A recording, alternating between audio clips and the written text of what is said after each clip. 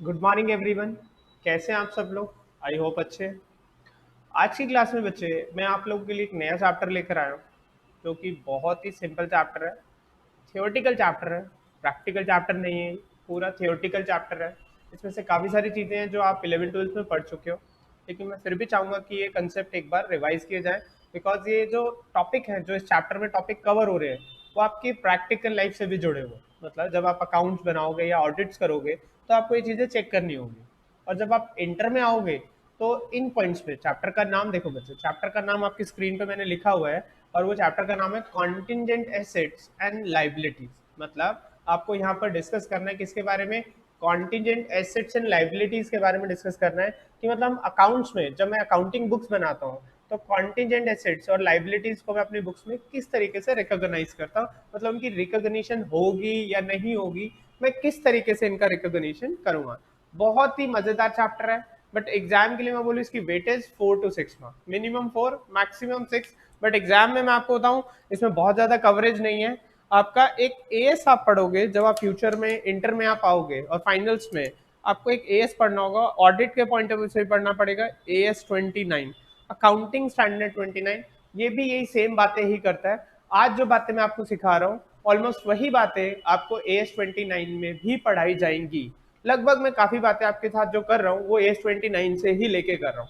मतलब अगर आपको मैं बोलूँ कि मैं जो आज की क्लास में जो चैप्टर पढ़ा रहा हूँ वो मैं काफी सारी बातें एएस 29 से लेके ही पढ़ा रहा हूँ। आपके जो बुक में दिया हुआ है स्टडी मैट में, जो आईसी के स्टडी मैट में, वो एक पर्टिकुलर चैप्टर के नाम से दिया हुआ है। एक यूनिट दी हुई है contingent asset liability in provisions के बारे में दिया हुआ है कि हम इनको बुक्स में कैसे रिकॉग्नाइज करते हैं।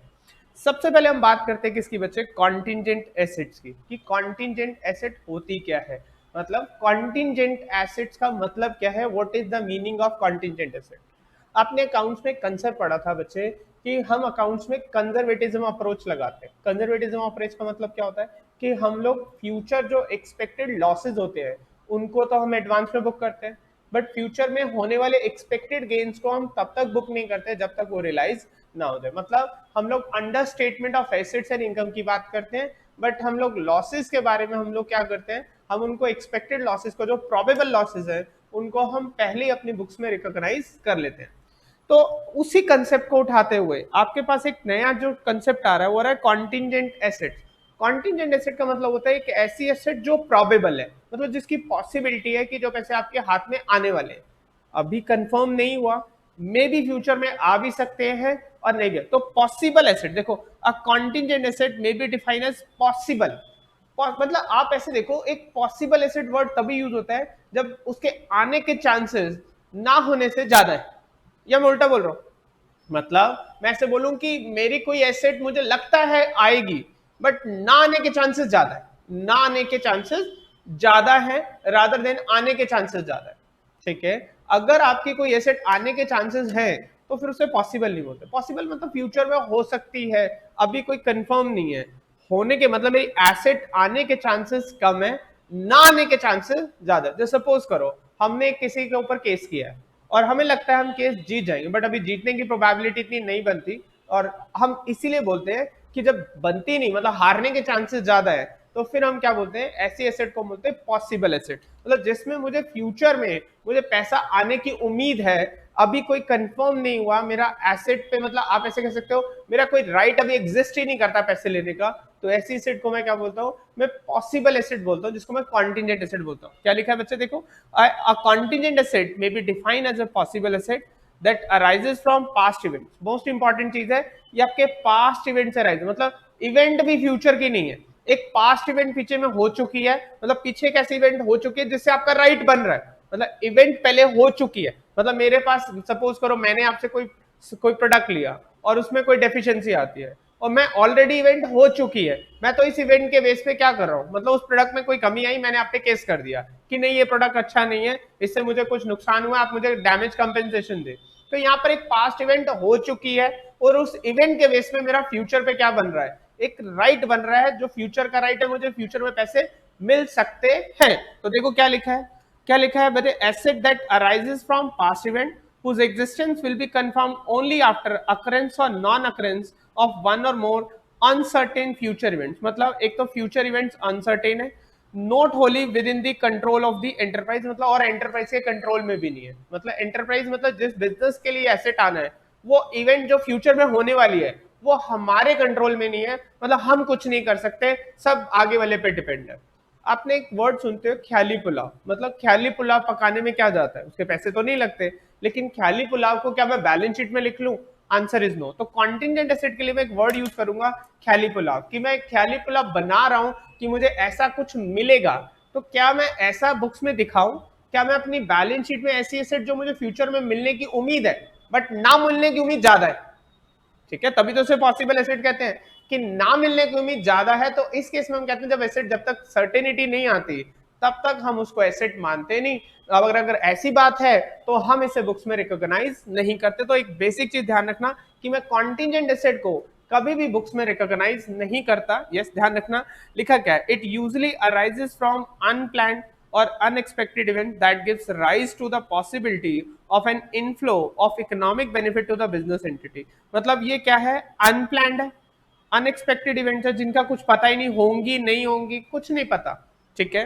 और आगे क्या कह रहा है, for example a claim that an enterprise pursuing through the legal process where the outcome is uncertain is contingent asset, जिसका आउटकम ही आपको नहीं पता, मतलब पैसे आ भी सकते हैं और नहीं भी आ सकते, तो इसका मतलब है ऐसी एसेट को मैं क्या बोलूंगा, ऐसी एसेट को मैं कॉन्टिजेंट एसेट बोलूंगा। तो कॉन्टिजेंट एसेट का मतलब है फ्यूचर में मुझे कोई कंट्रैक्ट मिलना है, मिलेगा तब की तब देखी जाएगी, ऐसी किसी चीज को मैं बैलेंस शीट में एज एन एसेट रिकॉग्नाइज नहीं करता। S29 भी मुझे मना करता है। साथ साथ जब हम छोटे बच्चे थे तो हमने कंजर्वेटिज्म कंसेप्ट पढ़ा था जिसको प्रूडेंस बोलते थे, कि अकाउंटिंग जब भी होती है तो वो प्रूडेंस बेसिस पर होती है, कि फ्यूचर में होने वाले गेन्स को मैं तब तक अपनी अकाउंटिंग बुक्स में नहीं लेके आऊंगा जब तक मुझे कंफर्म ना हो जाए, जब तक मेरी सर्टेनिटी, मतलब वर्चुअल सर्टेनिटी जब तक नहीं बनती तब तक मैं उसे अपनी बुक्स में रिकॉग्नाइज नहीं करता हूं। ठीक है जी, बात समझ आ? हाँ जी, सेकेंड पॉइंट देखो, a contingent asset need not to be disclose in the financial statement. ये सबसे इंपॉर्टेंट पॉइंट है कि कॉन्टिजेंट एसेट को मैं फाइनेंशियल स्टेटमेंट में, मतलब अपनी P&L बैलेंस शीट में कभी लेके नहीं आऊंगा। रीजन, क्योंकि अभी तक मेरे पास एसेट की कंफर्मेशन नहीं आई ना, मतलब मेरी अभी कंफर्मेशन हुई नहीं कि क्या ये एसेट मेरी है, नहीं, अभी हो सकती है। जब तक एसेट कंफर्म ना हो हम उस एसेट को बुक नहीं करेंगे। तो इसलिए एक ध्यान रखना, अगर आपके पास ऐसी कोई एसेट आने की उम्मीद हो तो क्या लिखा है, a contingent asset need not to be disclose in financial statement, आपको उसे फाइनेंशियल स्टेटमेंट में दिखाने की जरूरत नहीं है। दूसरा, a contingent asset is usually disclose in the report of approving authority. मतलब एक बोर्ड रिपोर्ट्स होती है, आप पढ़ोगे, जब आप आगे लॉ पढ़ोगे तो आपको पता चलेगा एक बोर्ड रिपोर्ट्स बनती हैं, तो उस बोर्ड रिपोर्ट्स में हम क्या करते हैं, इनको हम डिस्क्लोज करते हैं। यस, कंपनी अपने बारे में बताना चाहते हैं किसी को, शेयर होल्डर्स को, हमें फ्यूचर में गेन आएगा, तो वो शेयर होल्डर्स को अपनी फाइनेंशियल स्टेटमेंट के थ्रू तो नहीं बता सकती, बट हाँ अपनी एक बोर्ड रिपोर्ट में ये बात लिख सकते हैं कि यस हमारे पास एक कॉन्ट्रैक्ट है जो फ्यूचर में प्रॉफिटेबल है, उसमें मुझे इतना प्रॉफिट आने की उम्मीद है, तो वो बात मैं लिख सकता हूँ। लेकिन अभी मैं ऐसा कुछ डिस्क्लोज नहीं करूंगा अपनी फाइनेंशियल स्टेटमेंट में, मैं ऐसा कुछ भी डिस्क्लोजर नहीं दूंगा। ठीक है जी, बात समझ आ रही है बच्चे? हाँ जी, थर्ड पॉइंट देखो बच्चे, थर्ड में क्या है, कॉन्टिजेंट एसेट्स आर असेस्ड कॉन्टिन्यूअली। मतलब आप देखो, आपने क्या कहा कि कॉन्टिजेंट एसेट को जब रिकॉर्ड करोगे तो फाइनेंशियल स्टेटमेंट में नहीं दिखाओगे, बट आप अपने शेयर होल्डर्स को बताना चाहते हो तो बोर्ड रिपोर्ट जो आप देते हो शेयर होल्डर्स को उसमें बता दो, बट बैलेंस शीट में, मतलब प्रॉफिट एंड लॉस में उसकी कोई जगह नहीं बनेगी। मतलब मैं अपने स्टेटमेंट ऑफ P&L में कुछ नहीं बताऊंगा, ना ही मैं अपनी बैलेंस शीट में कुछ बताऊंगा। यस, हाँ मैं एक बोर्ड रिपोर्ट से जब अपने शेयर होल्डर्स को कुछ इंटीमेशन देता हूँ तो वहां मैं इस कंटीजेंट एसेट के बारे में बता सकता हूं, लेकिन बैलेंस शीट में कोई जगह नहीं बनती। Contingent assets are assess continually. मतलब आपने एक बार कॉन्टिजेंट एसेट को अगर आपने देख लिया, मतलब एक बार उसको असेस कर लिया कि वो आएगी नहीं आएगी, लेकिन आप कॉन्टिन्यूसली देखते रहो, जिस दिन उसके होने के चांसेस बन जाए या आपको लगे कि वर्चुअल सर्टेनिटी आ रही है कि ये अब पैसा मुझे मिलेगा ही मिलेगा, मतलब कोर्ट्स की हियरिंग हो चुकी है, ऑलमोस्ट कोर्ट्स ने हमारे फेवर में जजमेंट दे चुकी है, बट फाइनल ऑर्डर आने बाकी है, तो उस केस में मैं कह सकता हूं कि यस अब हम उसको रिकॉर्ड कर सकते हैं। वर्चुअल सर्टेनिटी जब बन चुकी हो कॉन्टिजेंट एसेट की, तो फिर मैं क्या करूंगा, मैं इसे रिकॉग्नाइज कर लूंगा, फिर मैं इसे रिकॉर्ड कर लूंगा। क्या लिखा है, contingent assets are assessed continually if it has become virtually certain then that an inflow of economic benefit will arise, the asset and related income are recognized in the financial statement of period in which the change occurs, या changes जिस साल में आते हैं, मतलब अगर मान लो मैंने 2018 का बनाया बट अभी चांसेस नहीं बन रहे, तो बैलेंस शीट में नहीं लेकर आऊंगा। 19 में भी नहीं बन रहे, यस 20 में मेरे को लग गया कि यस अब हमारे फेवर में सब कुछ आ गया है, अब वर्चुअल सर्टेनिटी दिख रही है, मतलब एग्जैक्टली मुझे लग रहा है कि एसेट मेरा हो जाएगा, मेरे हाथ में पैसे आने वाले हैं। इन दैट केस मैं क्या करूंगा, मैं इसको अपनी बैलेंस शीट में लेकर आ जाऊंगा। तो कॉन्टिजेंट जब तक रहेगा तब तो वो एसेट ही बनेगा ना, मतलब वर्चुअल सर्टेनिटी का मतलब अब तो एसेट ही है, अब तो कॉन्टिजेंट वर्ड ही नहीं बनेगा ना, मतलब अभी तो फ्यूचर की इवेंट्स की बात ही नहीं हो रही ना, अब तो मतलब किसी हैपनिंग या नॉन हैपनिंग इवेंट्स का तो मतलब ही नहीं है। तो अब जब वर्चुअल सर्टेनिटी आ गई तो अब कॉन्टिजेंट वर्ड ही हट गया, जब कॉन्टिजेंट वर्ड हट गया तो इसका मतलब वो आपके लिए एसेट बन गया, और जब एसेट बन गया तो इसका मतलब आप उसे अपनी बुक्स में लेकर आएंगे, आप अपनी बुक्स में उसे एज एन एसेट रिकॉर्ड करेंगे। जिस दिन वर्चुअल सर्टेनिटी बन जाती है तब आप उसे एज एन एसेट रिकॉर्ड कर लेते हैं। ये कंसेप्ट आप ध्यान रखना बच्चे। तो कॉन्टिजेंट एसेट मतलब ख्याली पुलाव जो कंपनियां पकाती है बट अपनी बुक्स में लेके नहीं आती, कोई भी कंपनी अपनी बुक्स में कॉन्टिजेंट एसेट को रिकॉग्नाइज नहीं करती। कॉन्टिजेंट एसेट जब तक वो एसेट कॉन्टिजेंट है, मतलब फ्यूचर की किसी इवेंट की अकरेंस से नॉन अकरेंस पे डिपेंड करता है, इन दैट केस मैं उसको रिकॉर्ड नहीं करूंगा, मैं अपनी बैलेंस शीट में नहीं लेकर आऊंगा। मुझे कंजर्वेटिज्म या प्रूडेंस भी मना करती है, और साथ साथ मेरे पास जो AS29 है जो प्रोविजंस की बातें करता है, वो इसी बात को कहता है कि कॉन्टिजेंट एसेट को मुझे रिकॉर्ड नहीं करना। ठीक है जी, कोई डाउट बच्चे? यस। अब हम अपने नेक्स्ट सेगमेंट की बात करते हैं, कॉन्टिजेंट लाइबिलिटी की। तो कॉन्टिजेंट लाइबिलिटी क्या होती है, ये आप लोग पढ़ चुके हो कि छोटी क्लासेस में आप पढ़ते थे कि भी किसी मतलब कोई भी ऐसी लाइबिलिटी जो फ्यूचर के किसी इवेंट पे डिपेंड करती है, तो ऐसी लाइबिलिटी को हम क्या बोलते हैं, मतलब वही same depend on future event, occurrence और non occurrence of an event. तो उस केस में हम क्या बोलते हैं कि ऐसी लाइबिलिटी को मैं क्या बोलता हूँ, कॉन्टिजेंट, मतलब जिसका भी सर्टेन नहीं है, पैसे देने भी पड़ सकते हैं और नहीं भी देने। जैसे एग्जाम्पल्स आप लोगों को याद हो कि हमने बिल बैंक से डिस्काउंट करा लिया, मतलब मैंने एक BR ड्रॉ किया और मैंने बैंक से डिस्काउंट करा लिया, तो अगर ड्रॉई ने पे नहीं किया तो मुझे देना पड़ेगा। दूसरा, अगर मैं बात करूं जैसे मैंने किसी के फेवर में गारंटी दे दी, मतलब सपोज करो एक्स ने लोन लिया और guarantee given by the Y, कि बैंक को कहता है कि मैं गारंटी देता हूं अगर एक्स नहीं पे करेगा, then Y for Y it is a contingent liability, कि भी अगर एक्स ने पे नहीं किया तो पैसे आपको देने पड़ेंगे। तो कॉन्टिजेंट लाइबिलिटी कौन सी होती है, कॉन्टिजेंट लाइबिलिटी वो होती है जिसका फ्यूचर की किसी इवेंट पे होना या ना होने पे निर्भर करती है, मतलब किसी फ्यूचर के इवेंट के अकरेंस और नॉन अकरेंस पे अगर कोई लाइबिलिटी डिपेंड करती है, तो ऐसी लाइबिलिटी को मैं क्या बोलता हूं, मैं कॉन्टिजेंट लाइबिलिटी। और सिमिलर कॉन्टिजेंट लाइबिलिटी को बुक्स में रिकॉग्नाइज नहीं करते, मतलब मैं अपनी हाँ बैलेंस शीट में फुट नोट में देखता हूं, मैं एज ए लाइबिलिटी बुक नहीं करता। पहली बात तो लाइबिलिटी क्या होती है, लाइबिलिटी को भी समझना है वर्ड को। लाइबिलिटी आप जनरली जो पहले कॉमर्स में पढ़े, लाइबिलिटी मीन अमाउंट ओज टू द अदर, मतलब जो आपने दूसरों के पैसे देने। अगर मैं बात करूं लाइबिलिटी की प्रॉपर डेफिनेशन बोलूं, एन ऑब्लिगेशन, मतलब लाइबिलिटी क्या है, an obligation which results in outflow of your asset, मतलब आपके इकोनॉमिक रिसोर्सेज का आउटफ्लो होगा। अगर आपकी कोई ऑब्लिगेशन, मतलब आप तभी देखो आप प्रोविजंस को भी लाइबिलिटी में दिखाते हैं, because provision results in outflow of your economic resources, मतलब आपके जो रिसोर्सेज है उसका आउटफ्लो होगा। मैं अगर लाइबिलिटी की प्रॉपर डेफिनेशन बनाऊं बच्चे, तो लाइबिलिटी की प्रॉपर डेफिनेशन होती है लाइबिलिटी में obligation which results in outflow of your resources, जो आपके इकोनॉमिक बेनिफिट्स हैं वो बाहर जाएंगे। मतलब अगर मैं बोलूं provision for depreciation, it results in decrease in your value of asset, उससे क्या होगा, आपकी एसेट की वैल्यू बाहर जाएगी, तभी तो प्रोविजन फॉर डेप्रिसिएशन को आप लाइबिलिटी में दिखाते हो। अब आप ध्यान रखना, तीन चीजें हम एक साथ डिस्कस करेंगे अब। एक होता है लाइबिलिटी, एक होता है कॉन्टिजेंट लाइबिलिटी, और एक होता है प्रोविजन। इनमें डिफरेंस समझना है और यही एग्जाम में पूछा जाता है। कॉन्टिजेंट लाइबिलिटी का मतलब होता है ऐसी कोई भी लाइबिलिटी जो किसी फ्यूचर इवेंट्स पे डिपेंड करती है। ध्यान से देखो क्या लिखा है, the term contingent liability can be define as a possible obligation. तो सबसे पहले तो वो पॉसिबल, देखो दो ऑब्लिगेशन होती है, एक होती है पॉसिबल, एक होती है प्रेजेंट ऑब्लिगेशन। देखो प्रेजेंट और पॉसिबल ऑब्लिगेशन बस इतना फर्क होता है बच्चे। प्रेजेंट ऑब्लिगेशन का मतलब होता है कि आपके ऑब्लिगेशन को पे करने के चांसेस ज्यादा है और ना पे करने के चांसेस कम है। और अगर किसी लाइबिलिटी के बारे में अगर बोला जाए कि वो पॉसिबल ऑब्लिगेशन है, तो उसका मतलब है ना पे करने के चांसेस ज्यादा है, पे करने के चांसेस कम है। मतलब अगर मैं बोलूं कि अगर किसी भी ऑब्लिगेशन को आप प्रेजेंट ऑब्लिगेशन बोलोगे या फिर पॉसिबल ऑब्लिगेशन बोलोगे, ये डिपेंड करेगा कि पे करने के चांसेस क्या है। अगर आपके पे करने के चांसेस ज्यादा है रादर देन ना पे करे, तो उसका मतलब है जैसे मैं ऐसे बोलूं कि मैंने वाई, मैंने एज ए एक्स मैंने वाई पे बिल ड्रॉ किया है और मैंने वाई से बिल डिस्काउंट करा लिया, मतलब सॉरी बैंक से डिस्काउंट करा लिया, अब बैंक को तो किसको पे करना है, वाई को पे करना है। अगर वाई नहीं पे करेगा, बट वाई के पे करने के चांसेस कितने हैं? हो सकता है वाई हमें कोई डाउट ही नहीं है, तो इस केस में तो भाई मैं बोलूंगा कि ना पे करने के चांसेस क्या है, ज्यादा है, तो फिर भी इसीलिए मैं इसको क्या लिखूंगा, मैं कॉन्टिजेंट लाइबिलिटी की तरह डील करूंगा।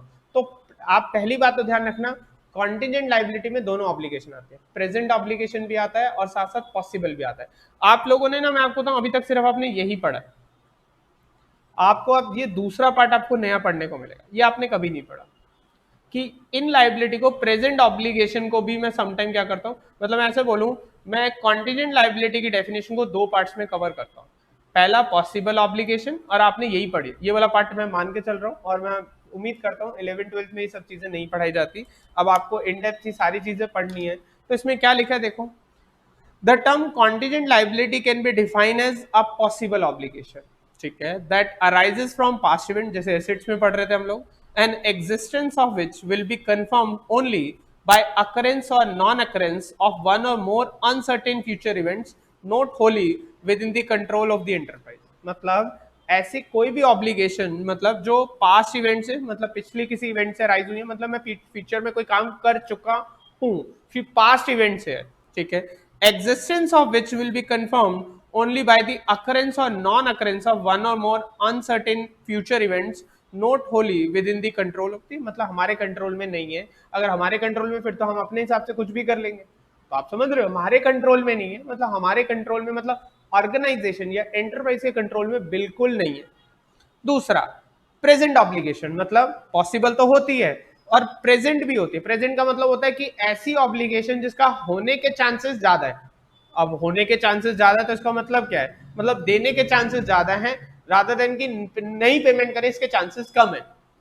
वो कह रहा है कि आप प्रेजेंट ऑब्लिगेशन, ये 1-2 काट देना, that arises from past events but is not recognize, ठीक है, because it is not probable that an outflow of resource embodying economic benefit will require to settle the obligation. मतलब मैं एक प्रेजेंट ऑब्लिगेशन को भी कॉन्टिजेंट लाइबिलिटी का नाम दूंगा अगर मुझे लगता है कि मुझे इसको पे करने में मुझे पैसे की जरूरत नहीं पड़ेगी। जैसे वर्कर ने कंपेंसेशन मांगा, भाई अगर मुझे कंपेंसेशन देना पड़ेगा, मतलब ये मतलब आप ऐसे कह सकते हो कि भी, मतलब आप ऐसे कह सकते हो हमारे अगेंस्ट केस जाएगा, बट मुझे नहीं लगता कि मुझे इसके लिए पैसे देने की जरूरत पड़ेगी, क्योंकि हमारा वो कंपेंसेशन बनता ही नहीं। मतलब यस, गिल्टी हम है, कोई भी रीजन हो सकता है, बट हमारे हिसाब से हमें कोई पेमेंट की जरूरत नहीं बनेगी, मतलब हमें कोई पेमेंट करनी नहीं, ऑलरेडी पेमेंट हो चुकी है, या कुछ हम पहले ही इतना अमाउंट जा चुका था, अब अलग से वो और एक्स्ट्रा क्लेम मांग रहा है, बट मुझे लगता है कि नहीं, हमें कोई क्लेम देने की जरूरत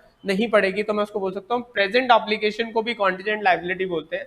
अगर आपको उसको सेटल करने में पैसे की जरूरत, मतलब आपको रिसोर्सेज जिनसे कोई मतलब रिसोर्सेज की जरूरत नहीं है, मतलब कोई एसेट का आउटफ्लो नहीं होगा। दूसरा, अगर मैं एक प्रेजेंट ऑब्लिगेशन को भी कॉन्टिजेंट लाइबिलिटी बोल सकता हूं अगर मेरा रिलायबल एस्टिमेट नहीं आता। मतलब क्या लिखा है, a reliable estimate of amount of obligation can not be made. मतलब मैं अगर ऐसे बोलूं कि अगर मैं एक डायग्राम सा बनाऊं कि मेरे लिए कॉन्टिजेंट लाइबिलिटी कब कब बनेगी, तो कॉन्टिजेंट लाइबिलिटी का कंसेप्ट अगर मैं बनाऊं तो कॉन्टिजेंट लाइबिलिटी में दोनों लाइबिलिटी आती है। कॉन्टिजेंट लाइबिलिटी में मैं दोनों चीजों को लेता हूं। कॉन्टिजेंट लाइबिलिटी, इसमें मैं प्रेजेंट ऑब्लिगेशन को भी लेता हूं और मैं पॉसिबल ऑब्लिगेशन को भी लेता हूं। तो पहली बात तो पॉसिबल ऑब्लिगेशन, पॉसिबल ऑब्लिगेशन, और दूसरी होती है हमारी कौन सी obligation, present obligation, present obligation, ठीक है। पॉसिबल ऑब्लिगेशन और मतलब कॉन्टिजेंट लाइबिलिटी की दो कैटेगरी बना दी मैंने। पॉसिबल ऑब्लिगेशन मतलब जिसका मतलब चांसेस कम है, मतलब मैं ऐसे बोलूं कि भाई मेरे होने के चांसेस कम है, मतलब ना होने के चांसेस ज्यादा है, और इसमें क्या है, होने के चांसेस ज्यादा है। पॉसिबल ऑब्लिगेशन को तो मैं किस में कवर करते हो आप लोग, कॉन्टिजेंट में। प्रेजेंट को कब कवर करते हो, अगर तो पहली बात मतलब एक रिलायबल एस्टिमेट नहीं लग रहा आपसे, एक रिलायबल एस्टिमेट आप बना ही नहीं पा रहे। अगर आप रिलायबल एस्टिमेट नहीं बना रहे तो फिर मैं क्या बोलूंगा, भाई रिलायबल है ही नहीं, आपके पास रिलायबल एस्टिमेट बन ही नहीं रहा। या फिर आप कह सकते हो कि मतलब नो आउटफ्लो, आपका नो आउटफ्लो ऑफ रिसोर्सेज अगर होता है, नो आउटफ्लो ऑफ रिसोर्सेज अगर है, तो फिर तो मैं इसको किस में कवर करूंगा, मैं इसको कॉन्टिजेंट लाइबिलिटी में कवर करूंगा। तो मेरा कॉन्टिजेंट लाइबिलिटी कब कब होगी, कोई भी लाइबिलिटी को मैं कॉन्टिजेंट लाइबिलिटी कब बोलूंगा, पहला कॉन्टिजेंट लाइबिलिटी को मैं, अगर वो पॉसिबल है, पॉसिबल ऑब्लिगेशन है, मतलब हो भी सकती है और नहीं भी हो सकती, आपने अभी तक इसी पार्ट पे कवर किया। प्रेजेंट ऑब्लिगेशन मतलब हो सकती है, होने के चांसेस ज्यादा हैं, बट लेकिन मेरे साथ दो चीजें आ रही है, या तो मैं उसका रिलायबल एस्टिमेट, मतलब मेरे को पता ही नहीं अमाउंट कितना सेटल होगा, तो भी मैं उसे कॉन्टिजेंट में कवर करूंगा, और अगर मैं मान के चलूँ नो आउटफ्लो ऑफ रिसोर्सेज होगा, तो भी मैं उसे क्या मान के चलूंगा, मैं एक कॉन्टिजेंट लाइबिलिटी की बात करूंगा, उसे क्या मान के चलूंगा कि मेरी कॉन्टिजेंट लाइबिलिटी है। तो आप समझना बच्चे कि कॉन्टिजेंट लाइबिलिटी में एक चीज आती है पॉसिबल ऑब्लिगेशंस आती है, और साथ साथ कौन सी आती है, प्रेजेंट। तो प्रेजेंट और पॉसिबल ऑब्लिगेशन में डिफरेंस क्या है कि जिसके होने के चांसेस ना होने से ज्यादा हो, जिसके होने के चांसेस ना होने से ज्यादा हो, तो ऐसे ऑब्लिगेशन को मैं क्या बोलता हूँ, मैं प्रेजेंट ऑब्लिगेशन बोलता हूँ। और जिसके ना होने के चांसेस ज्यादा हो तो उसे मैं क्या बोलता हूँ, मैं पॉसिबल ऑब्लिगेशन बोलता हूँ। तो ये वाला पार्ट भी आपको ध्यान रखना है कि कॉन्टेंट। अब आपने कंसेप्ट पढ़ा था प्रोविजन का, कि प्रोविजंस क्या होते हैं। हाँ जी बच्चे, अब हम बात करते हैं किसके बारे में, प्रोविजंस के बारे में, कि प्रोविजंस क्या होते हैं। प्रोविजंस आपने जब छोटे बच्चे थे तो आपने पढ़ा था कि भी amount set aside to meet any future liability, any any obligation, जिसके लिए आप क्या करते हो, पैसा अलग से रख लेते हो। यहाँ पर प्रोविजन की डेफिनेशन अलग ढंग से डिस्कस करनी है। मैं कब किसी ऑब्लिगेशन को प्रोविजन बोलूंगा, पहली बात तो मेरी कॉन्टिजेंट का कंसेप्ट अगर क्लियर है तो मैं फिर प्रोविजंस की तरफ जा सकता हूँ। अगर मैं ऐसे बोलूं मेरी कॉन्टिजेंट लाइबिलिटी की दो बातें होती है, या तो वो प्रेजेंट ऑब्लिगेशन होता है या फिर पॉसिबल होता है। पॉसिबल ऑब्लिगेशन तो हमेशा क्या होता है, उसके लिए मुझे ये देखने की जरूरत नहीं होती रिसोर्सेज जाएंगे नहीं जाएंगे, साथ साथ मुझे ये भी देखना नहीं होता कि मैं रिलायबल एस्टिमेट लगा पा रहा हूँ या नहीं लगा पा रहा हूँ। मतलब मैं ऐसे बोलूँ कि भाई पॉसिबल और प्रेजेंट ऑब्लिगेशन में क्या फर्क होता है। मतलब पॉसिबल ऑब्लिगेशन मतलब होता है लेस लाइकली टू हैपन, होने के चांसेस कम है, लेस लाइकली टू हैपन। और प्रेजेंट ऑब्लिगेशन होती है मोर लाइकली टू हैपन, होने के चांसेस ज्यादा है, मतलब ये लाइबिलिटी बनेगी इसके चांसेस ज्यादा है। तो अगर ज्यादा है तो मैं क्या बोलता हूँ, मैं प्रेजेंट ऑब्लिगेशन बोलता हूँ। और अगर कम है चांसेस तो मैं क्या बोलता हूँ, मैं पॉसिबल। तो सारी पॉसिबल ऑब्लिगेशन यहाँ आती है। प्रेजेंट में डाउट होता है, प्रेजेंट ऑब्लिगेशन में हम ये देखते हैं कि भी प्रेजेंट ऑब्लिगेशन को मैं कॉन्टिजेंट कब बोलता हूँ, भाई पहला या तो रिलायबल एस्टिमेट नहीं लग पा रहा, या फिर मेरा कोई रिसोर्सेज का आउटफ्लो नहीं होगा। मतलब चांसेस तो हैं बट मैं, भाई मेरे को पैसे देने हैं बट मुझे नहीं पता मुझे कितने देने हैं, तो मैं नो रिलायबल एस्टिमेट की अगर बात करूं, अगर मैं रिलायबल एस्टिमेट नहीं लगा पा रहा हूँ, नो रिलायबल एस्टिमेट की अगर बात करूं, तो फिर तो मैं क्या बोलूंगा, फिर तो मैं इससे कॉन्टिजेंट लाइबिलिटी की बात करूंगा और नो आउटफ्लो ऑफ रिसोर्सेज की बात करूँ। अब मैं किसी भी लाइबिलिटी को, किसी भी ऑब्लिगेशन को मैं प्रोविजन कब बोलूंगा, मतलब कोई भी ऑब्लिगेशन मैं कब बोलूंगा, पहली बात वो पॉसिबल नहीं होनी चाहिए, वो प्रेजेंट ऑब्लिगेशन होनी चाहिए। मतलब किसी भी प्रेजेंट ऑब्लिगेशन को मैं कब बोलूंगा कि वो प्रोविजन होगी, अगर मैं उसका एक रिलायबल एस्टिमेट लगा पा रहा हूँ। मतलब अगर मैं प्रोविजन की डेफिनेशन, तो प्रोविजन क्या है, provision is a present obligation which results in outflow of resources. But आप एक रिलायबल एग्जैक्ट नहीं, मतलब अगर आप एग्जैक्ट फिगर बता सकते हो फिर तो लाइबिलिटी है। मतलब एक प्रेजेंट ऑब्लिगेशन का अगर आप बता, मतलब एक प्रेजेंट ऑब्लिगेशन है जिसमें रिसोर्सेज भी जाएंगे और आप बता सकते हो अमाउंट कितना जाएगा, एक एग्जैक्ट फिगर आप बता सकते हो, तो वो लाइबिलिटी है। फिर तो आप लाइबिलिटी के नाम से लिखोगे, फिर आप वर्डिंग यूज नहीं करोगे। मतलब कॉम्पेंसेशन देना मुझे वर्कर को और मुझे ये नहीं पता कि एग्जैक्ट फिगर कितनी देनी है, तो मैं लिखूंगा provision for outstanding claim, provision for claim for worker, मतलब कंपेंसेशन के लिए। अगर मुझे पता है मुझे वर्कर को क्लेम कितना देना है, तो फिर मैं प्रोविजन वर्ड नहीं लगाऊं, फिर मैं लिखूंगा आउटस्टैंडिंग वर्कमैन क्लेम। मतलब अगर मेरे को पता है, मेरे पास एग्जैक्ट फिगर, तो आप ध्यान रखना कि प्रेजेंट ऑब्लिगेशन कॉन्टिजेंट भी हो सकती है, प्रेजेंट ऑब्लिगेशन प्रोविजन भी हो सकती है, और प्रेजेंट ऑब्लिगेशन आपके लिए क्या हो सकती है, प्रेजेंट ऑब्लिगेशन आपके लिए लाइबिलिटी भी हो सकती है। अगर आपकी कोई प्रेजेंट ऑब्लिगेशन का मतलब है more likely to happen, but आपके पास ये दो बातें अगर आ रही है, नो रिलायबल एस्टिमेट या फिर नो आउटफ्लो ऑफ रिसोर्सेज की बात हो रही है, फिर तो वो कॉन्टिजेंट है। अगर किसी प्रेजेंट ऑब्लिगेशन के केस में रिसोर्सेज का आउटफ्लो होगा, मतलब आपको पैसे देने पड़ेंगे, बात पता है, मतलब चांसेस हैं पैसे देने पड़ेंगे, लेकिन लेकिन आपका एक रिलायबल एस्टिमेट लग रहा है, रिलायबल एस्टिमेट लग रहा है, तो प्रोविजन है। और एक एग्जैक्ट फिगर आ रही है, तो फिर इसका मतलब फिर तो वो क्या है, फिर तो वो लाइबिलिटी है, फिर मैं उसे लाइबिलिटी वर्ड यूज करूंगा। मतलब आप ऐसे कह सकते हो वर्कर ने मेरे अगेंस्ट क्लेम किया, मतलब उसे कुछ इंजरी हुई और वो कहता है डैमेजेस पे करो, मुझे कंपेंसेशन दो, मेरे को नुकसान हुआ है, मतलब कुछ भी इंजरी की वजह से कुछ कंपेंसेशन मांगता है। मुझे लगता है भाई मेरे को पैसे नहीं देने पड़ेंगे, चांसेस है देने पड़ सकते हैं, तो अभी तो वो पॉसिबल है, तो कॉन्टिजेंट है। बट 3-4 हियरिंग्स के बाद मुझे लगा कि नहीं मुझे पैसे देने पड़ सकते हैं, चांसेस आर लेस कि भाई, चांसेस आर मोर कि मुझे पैसा देना पड़ेगा। तो और एक रिलायबल एस्टिमेट भी मैं लगा पा रहा हूँ, तो ये प्रोविजन है। और अब एक कुछ मतलब फाइनल हियरिंग्स की बात आ चुकी है, कोर्ट्स ने अमाउंट डिसाइड ही कर दिया, अब देने ही पड़ेंगे मुझे, तो एग्जैक्ट फिगर मेरे हाथ में आ चुकी है कि मुझे क्या देना पड़ेगा, फिर वो लाइबिलिटी हो जाती है। तो इसका मतलब है, मैंने एक डायग्राम सा बनाया, अगर आप उसे देखो कि कॉन्टिजेंट लाइबिलिटी कब बनेगी। कोई भी ऑब्लिगेशन क्या है आपकी पॉसिबल है, पॉसिबल है तो मतलब प्रेजेंट नहीं होगी। रिसोर्सेज का आउटफ्लो होगा या नहीं होगा उसकी बात ही छोड़ो ना, आपको इसकी जरूरत है, मतलब ये वाली बात तो कंडीशन नॉट एप्लीकेबल हो जाती है, इसकी कोई जरूरत ही नहीं रिलायबल एस्टिमेट, बट एक पॉसिबल है। तो अभी तो ये कॉन्टिजेंट होगी, और फिर इसको हम क्या लिखेंगे, कॉन्टिजेंट लाइबिलिटी को हम क्या लिखते हैं, नॉट रिकॉग्नाइज्ड। नॉट रिकॉग्नाइज का मतलब होता है हम इसको, मतलब आप इसको बैलेंस शीट में नहीं लिखते, आप इसको बेसिकली क्या लिखते हो, फुट नोट में। मतलब नॉट रिकॉग्नाइज मतलब होता है as a balance, footnote आती है, आप फुट नोट के तौर पे लिखोगे, बैलेंस शीट में इस लाइबिलिटी को भी लेके नहीं आओगे, मतलब नॉट रिकॉग्नाइज वाली बात हो जाती है। दूसरा, कोई भी ऑब्लिगेशन आपकी पॉसिबल नहीं है बट वो प्रेजेंट ऑब्लिगेशन है, ठीक है, रिसोर्सेज ऑफ आउटफ्लो होगा बट एक रिलायबल एस्टिमेट ही नहीं लगा पाए, तो भी ये कॉन्टिजेंट लाइबिलिटी बनेगी। कोई भी ऑब्लिगेशन आपकी पॉसिबल नहीं है, प्रेजेंट है, आपका रिसोर्सेज ऑफ आउटफ्लो होगा नहीं, तो इसकी कोई जरूरत ही नहीं, रिलायबल एस्टिमेट, जब आपको पता है पैसे नहीं जाएंगे तो फिर सीधी सी बात है ये भी मतलब इन तीनों केसेस में आपकी कोई भी लाइबिलिटी क्या बनेगी, आपकी कॉन्टिजेंट लाइबिलिटी ही बनेगी। अगर मैं बात करूं कि कॉन्टिजेंट लाइफ, कोई भी लाइबिलिटी कॉन्टिजेंट कब बनती है, कॉन्टिजेंट मैंने बताया था कि कॉन्टिजेंट पॉसिबल भी होती है, पॉसिबल तो सारी कॉन्टिजेंट होती है। अगर कोई ऑब्लिगेशन कॉन्टिजेंट है तो फिर तो आप मतलब पॉसिबल है, कोई भी ऑब्लिगेशन सॉरी पॉसिबल है, तो वो कॉन्टिजेंट लाइबिलिटी तो बनेगी बनेगी, उसके लिए तो आपको बाकी कुछ चीजें देखने की जरूरत नहीं, मतलब और मैं उसे बुक्स में रिकॉग्नाइज नहीं करता। ध्यान से देखो, कॉन्टिजेंट लाइबिलिटी पॉसिबल भी होती है, प्रेजेंट ऑब्लिगेशन भी होती है, बट प्रेजेंट में अगर ये दो बातें आ जाएं तो फिर तो हम क्या बोलते हैं, मतलब इसमें मैं क्या करूंगा, नॉट रिकॉग्नाइज सिर्फ एक डिस्क्लोजर सा देता हूं मैं, अगर मैं बात करूं डिस्क्लोजर, डिस्क्लोजर्स दिए जाते हैं। प्रोविजन कब बोलते हैं, मतलब प्रोविजन कभी ये नहीं होता, प्रोविजन हमेशा प्रेजेंट ऑब्लिगेशन होती है। आउटफ्लो ऑफ रिसोर्सेज भी होता है, एक रिलायबल एस्टिमेट भी आ जाता है, तो फिर हम क्या करते हैं, इसे बैलेंस शीट में लेकर आ जाते हैं, हम इसे as a liability financial statement में लेकर आते हैं।